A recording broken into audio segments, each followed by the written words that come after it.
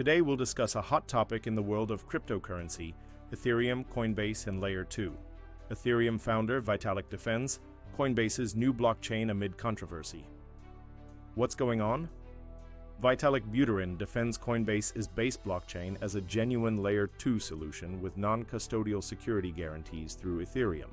Ethereum co-founder Vitalik Buterin defended Coinbase's Base blockchain against criticism, emphasizing that Layer 2 solutions provide genuine security guarantees through Ethereum's base layer rather than operating as glorified servers. His comments addressed growing confusion about L2Bit's role as a security assessment platform and misconceptions about Layer 2 custody models. Buterin clarified that Base maintains non-custodial properties where users retain ultimate control over their funds through smart contract logic on Ethereum's main chain. The defense came amid broader discussions about Ethereum's economic sustainability and infrastructure development ahead of the December 3rd Fusaka upgrade.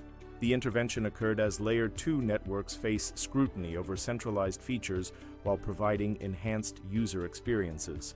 Recent incidents, including Sony's Soneium censorship attempts and the dYdX v3 shutdown, have highlighted both the risks and protective mechanisms built into modern L2 architectures. Real-world proof when Layer 2 security actually works. The dYdX v3 shutdown provided concrete evidence of Layer 2 escape mechanisms functioning as designed. When the decentralized exchange ceased operations, users accessed over 70 million dOINs in trapped funds through StarkX's built-in escape hatch system, with $30 million successfully withdrawn using L2Bit's open-source interface. The escape process required users to submit 3 Ethereum transactions, each accompanied by a Merkle proof verifying their asset state. While technically complex, the mechanism operated without requiring permission from dYdX operators, validating Buterin's claims about Layer 2 non-custodial properties. Similarly, Sony Soneium network showed censorship resistance when the company attempted to block unapproved tokens at the RPC level. A developer bypassed the sequencer entirely by forcing transactions through Ethereum's main chain, proving that OP-stack architecture prevents permanent censorship, regardless of operator intentions. The incident destroyed early token positions worth thousands of dollars before the workaround emerged. However, the successful bypass validated OP-stack's design philosophy that forces all Layer 2 networks to inherit Ethereum's core security properties, including transaction finality guarantees. These real-world examples support Buterin's argument that Layer 2 solutions represent genuine extensions of Ethereum rather than independent systems with custody risks.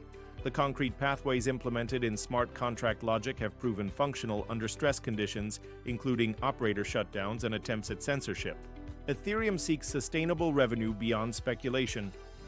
Notably, Buterin also highlighted L2 security, and his mathematical framework for Layer 2 security stages reveals why gradual progression from centralized control to full decentralization makes sense. His analysis shows that Stage 1 rollups with 75% Security Council override requirements provide optimal security when proof systems remain unproven. However, Stage 2 systems should only be activated once sufficient mathematical confidence in the underlying cryptographic systems is achieved. The Security Council model requires quorum-blocking minorities outside primary organizations to prevent unilateral censorship or fund theft. This distributed governance approach strikes a balance between innovation speed and user protection during the maturation process of complex cryptographic systems.